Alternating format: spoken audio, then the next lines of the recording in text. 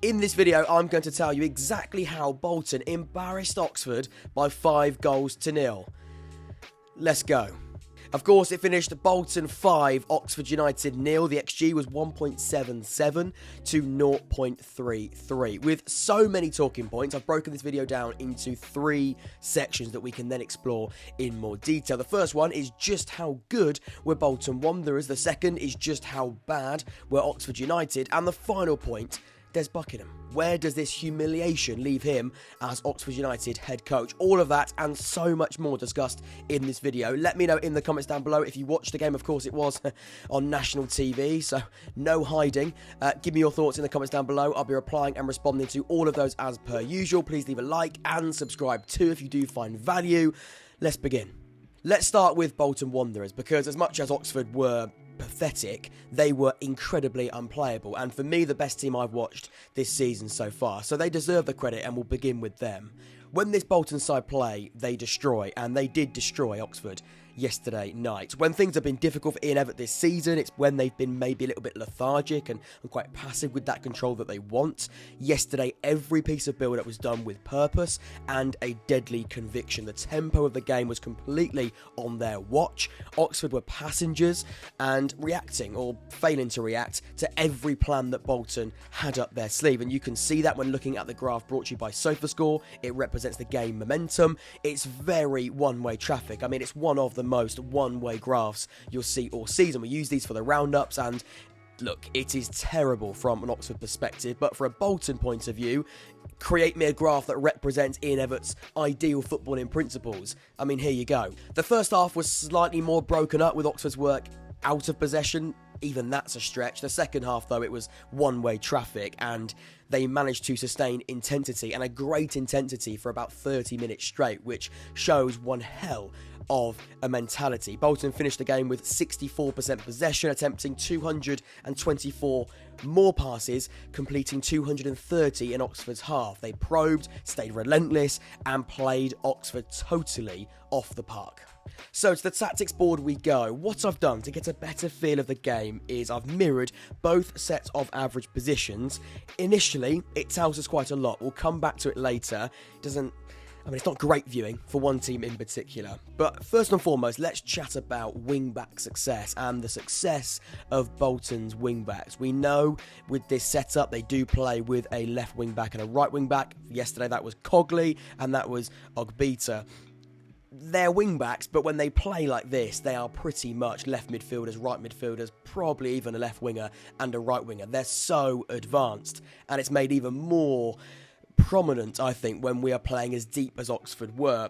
It was a constant overload on both sides, and actually I think 3 goals out of the 5 directly come from that position. The first one, we get caught, Oxford get caught too narrow, and Ogbeta finds himself in this position here. Stevens is far too narrow, he gets caught, it's one more pass, and Oxford are stretched. It's a great finish for sure, but again, I think Stevens has given himself too much work to do to get it out to Ogbeta. One touch out of his feet, fantastic goal. The second is terrible communication between Cogley and Jamie Cumming. It's a mistake, but again, if you watch the goal back, it comes from Cogley. You can see him, he's getting that ball, or wanting that ball to be in behind every time, and Cogley's got the pace and that ability to stay high and get in behind and cause a problem. He does. It's actually a very good finish as well. So composed. Of course, it comes from a mistake, but it's the overload on that side. And then the goal that Aaron Collins scored is a cross, once again, with that overload on the left-hand side. And the worst thing about that is, and we'll come on to it with Oxford, that's when Oxford changed shape to match Bolton. And we still got done on the overload, which means one thing. Bolton were better in what they were doing. It doesn't matter how you set up, how you play in terms of formation. Bolton was so much better. Bolton were 10 times, probably 100 times better, whatever the shape was and whoever they were playing. They were able to pick off Oxford at every given opportunity. Let me show you the average positions that SofaScore have put together for us. Ogbeta is almost in line with one of Bolton's strikers, Thomason. He's that advanced in possession, and really that was the majority of the game. Bolton were in possession for most of the 90 minutes. The shape almost becomes a 3-1-4-2, committing 6 attacking bodies. We'll come on to Oxford and the fact they played so deep and invited so much pressure.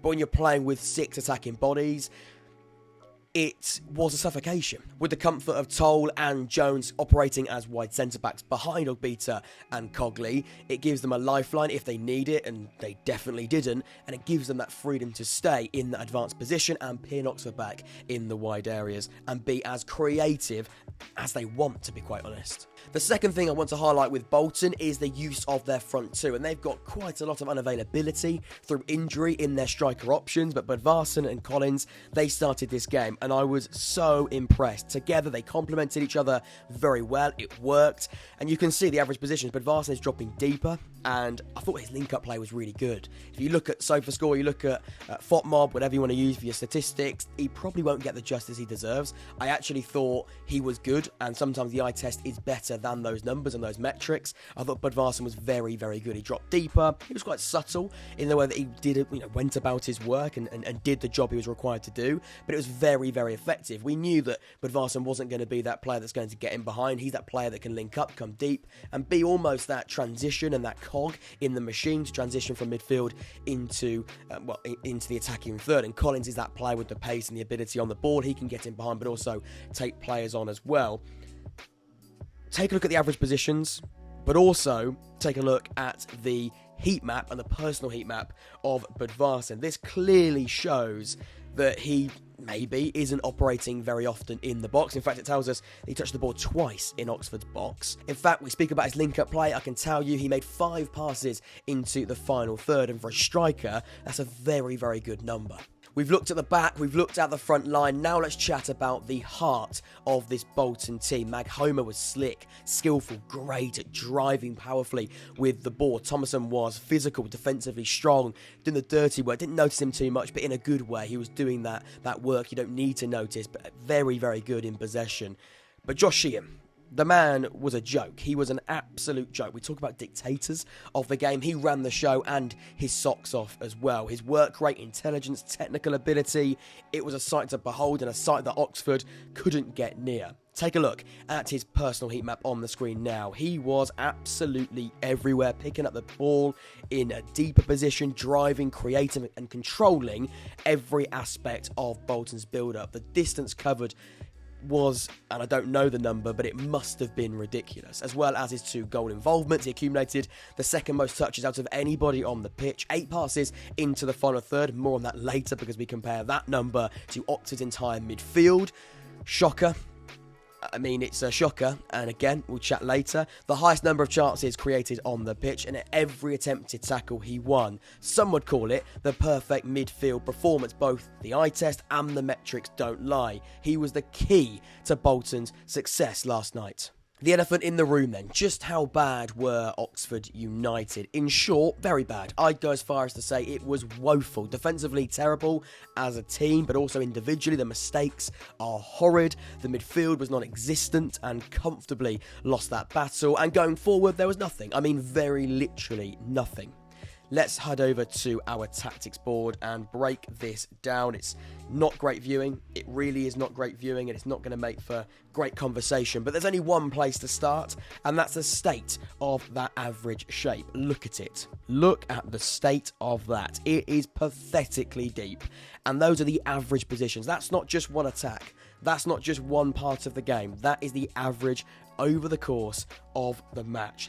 The positions tell us everything. We'll dive into more aspects of it because there's plenty of things to unpack. But the bottom line is that shape is awful and you are inviting the pressure.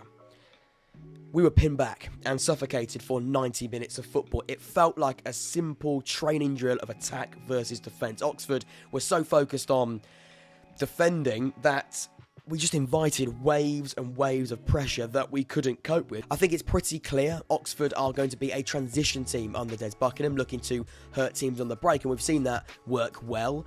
Is that a long-term plan? I'm not entirely sure, but in the short term, it's very clear that's what it looks like. However, yesterday, I think we expected that. I think we expected Bolton to have the majority of the ball, and they did. But when you can't transition and you're stuck in a defensive setup, it's a ticking time bomb. It is a ticking time bomb. You are inviting one of the best attacking sides to have all of the ball, get into good areas, and lose those battles. And that is footballing suicide. It is footballing suicide. Oxford had 5 touches in Bolton's box all game, and I'd say about one player, are we saying Harris averaged his position inside the Bolton half? I mean, it's not convincing. It's really not convincing. In fact, take a look at the average positions that SofaScore have got for us. Would you say Harris is in the opposition half? Maybe Owen Dale, but it's very, very close and shows us that there was no intent to get out of that low block. And if there was an intention, Oxford, with a mix of Bolton being fantastic, we were just simply unable to do it, and it was just a case of, pressure, time and time again, and we conceded at most opportunity. So the next question is a fairly simple one, and that is, why couldn't Oxford move away from this suicidal low block that we adopted for the majority of the game? And for me, it all starts with the Oxford United goalkeeper. This is not a blame game to a man. I thought we were terrible. I couldn't give you one good performer. I'm desperately trying. I don't think any player comes out of that with much credit. Any credit, to be quite frank. The mistake from Jamie Cumming and Greg Lee, it's a shared mistake, lack of communication between the two of them, is the least of, I think, Jamie Cumming's issues. His distribution was awful, and Cumming, he finished the game with a 59% pass accuracy and a 50% long ball accuracy as well. He misplaced 13 passes, and that's something I've noticed with Cumming. When he was signed, I thought his distribution was good. I remember it to MK Dons being a very good distributor of the ball, somebody who was calm with the ball at his feet. Too many times since he has joined Oxford, he looks scared with the ball at his feet, and when he's got an opportunity to distribute into the key areas, and James Beadle, I think we were almost taking that for granted how good he was with his distribution. It looks so off, and suddenly, with a blink of an eye, you've gone from having a goal kick or having an opportunity to build up, you've lost the ball, you're chasing, and you're back into that defensive shape where a Bolton side can hurt you, and oh boy, they hurt us time and time again. So back to the tactics board we go. As much as I blame the goalkeeper, and I think Jamie Cumming was a big reason why Oxford struggled to keep hold of the ball, especially in build-up, let's be honest, he was one of 11 players that were either non-existent or very bad. And even when Oxford did have the ball outfield, there was nothing. It was so disjointed. Sheehan alone completed the same number of passes into the final third than that whole Oxford midfield. That is such a damning statistic. We can look at metrics, we can look at the eye test, but that is so concerning. One of their midfielders, Josh Sheehan, who had a fantastic game, completed the same number of passes into the final third than our whole midfield. And that says everything. That says absolutely everything with the way that we tried and failed to keep hold of the ball. We were so sloppy, unplayable in a bad way. They were unplayable in a good way. We couldn't play. Ruben, our attacking midfielder, completed just one, and by the 90th minute, Bolton had completed 72 passes into the final third, whilst Oxford had just completed 25. Look at the shot map, because as we move higher up the pitch and look at the problems higher up, it doesn't get any better. Part of that with just 2 shots inside the box, 0 shots on target, and your centre forward finishing the game with not a single touch inside the opposition box. You'd say it was a pretty bleak attacking show. Harris, not really his fault. The service wasn't there. He was chasing and pressing, and Bolton's press, by the way, was incredible. We tried to for about 10 minutes and then realised that wasn't going to work. He didn't get a touch of the ball inside the Bolton box. And when you look back now, I remember watching that and looking at Harris, he didn't get it at all, really, from what I can remember. That is a damning number and suggests and matches up with what we saw.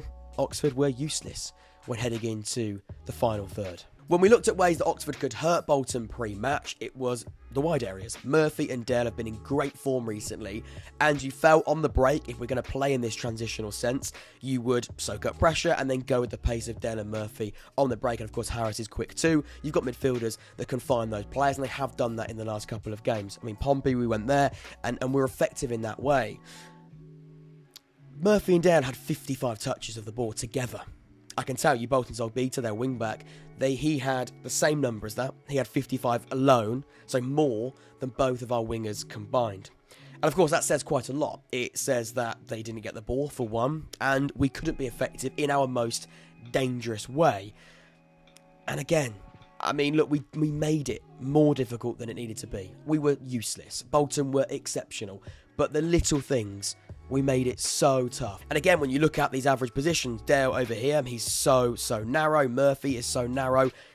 Again, I think that's because the average position is taken into consideration in the second half where he went up top, but Dale didn't. He moved to the wing back. He still should have been wider than that, or he tried to be as wide as he could, but again, we're losing the battle in the middle, so naturally you do tuck in more narrow. Stevens and Lee, they couldn't offer the width because of the position of Bolton's wing backs. They couldn't be that wide outlet either, so in the end, you've got players stuck, narrow, deep, and completely ineffective. Stevens and Lee are so concentrated on trying to stop Ogbeta and Cogley, and let's be honest, they didn't do a great job of that because they were brilliant all game, but they couldn't do it because of the height of the wing-backs. Oxford was stuck, and before they knew it, they weren't just chasing the game, but also the scoreline. Oxford were comfortably second best in every department of the pitch. Sometimes you can avoid humiliation, but Bolton were just simply too good.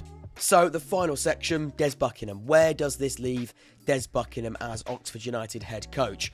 This was a Sky Sports graphic shown before the game last night. It shows a dramatic decline in the key metrics since Buckingham was appointed. It is outrageously bad. The ones that stand out are those defensive numbers there. Oxford conceded so many more shots and ultimately have conceded so many more goals. When Manning was in charge, we conceded the second least amount of goals. Now we're 18th for that set statistic. Shot faced, we were conceding the least number of shots. That's now 14th. Long passes has dramatically increased, 21st with Manning in charge. Clearly Buckingham is encouraging players to go more direct, and that's not working because I can't remember how many goals we've done from a direct ball forward. Chances created have actually got higher, which is interesting. But again, League One ranking is the biggest one. We were second when Manning left. If Buckingham had been there all season and the games that he's managed so far, we'd be sat in 14th, which of course, in the business end, in the running, it's not good enough. And it's the reason why we're outside of the playoffs now and with no momentum to show for it. I really don't see a way we get back into contention. Buckingham also has a -7 goal difference, shipping 36 goals in 22 matches. But let's look past the numbers. Let's focus on the eye test, because bar 3 probably of his 22 games in charge, the performances have been turgid. I've come on here, I've come on T-Lop and said we've won that game, but for large parts we were so bad. And we've lost games and been so bad. We've also maybe lost games and been better. I think one of those 3 games that I was quite impressed with Oxford, we lost, and that was at Fratton Park. We are nowhere near at the level required to stay in the hunt for promotion. And the numbers, again, I know we come back to it, and I said we'd avoid it. It comes back to that. We're 14th based on his time in charge. And that's not a surprise at all. There's no surprise that our mid-table finish and actually bottom half table finish is a representation of how we're playing. It's spot on.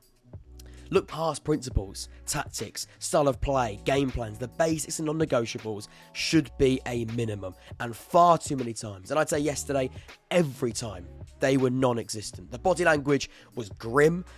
All I've got to say on that, I can't really expand on it. I'm not going to call out individual players. I've done that with performances, but the body language was bad. And I think if you watch the game, you'd have seen that. I think there was a lot of, bad body language. I'm not going to expand too much on that. I thought it was very, very worrying.